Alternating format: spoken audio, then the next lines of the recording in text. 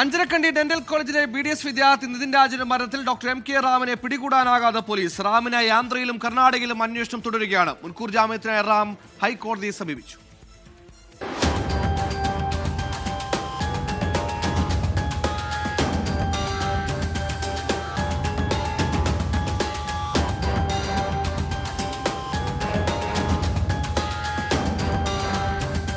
നിതിൻ രാജിന്റെ മരണശേഷം 18 ദിവസമായി doctor MK Ram ഒളിവിലാണ്.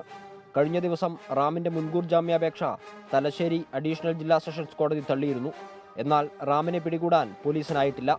കേസിൽ പോലീസ് ഒത്തുകളിക്കുകയാണെന്ന ആരോപണവുമായി നിതിൻ രാജിന്റെ കുടുംബം നേരത്തെ രംഗത്തുണ്ട്. തലശ്ശേരി കോടതി മുൻകൂർ ജാമ്യം നിഷേധിച്ചതോടെ റാം ഹൈക്കോടതിയെ സമീപിച്ചു.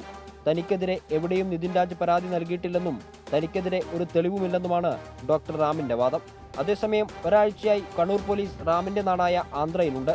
അദ്ദേഹം ഫോണിൽ ബന്ധപ്പെടാൻ സാധ്യതയുള്ള ആളുകളും പോലീസ് നിരീക്ഷണത്തിലാണ്. കർണാടകയിലും റാമിനായി അന്വേഷണ സംഘം പരിശോധന നടത്തുന്നുണ്ട്. കേസിൽ 1-ാം പ്രതിയാണ് റാം. 2-ാം പ്രതി സംഗീത നമ്പ്യാർക്ക് തലശ്ശേരി കോടതി മുൻകൂർ ജാമ്യം അനുവദിച്ചിരുന്നു. പിന്നാലെ പ്രത്യേക അന്വേഷണ സംഘത്തലവനായ കണ്ണൂർ ACP R ഹരിപ്രസാദിന് മുമ്പാകെ ഹാജരായി മൊഴി നൽകി. 24 കണ്ണൂർ.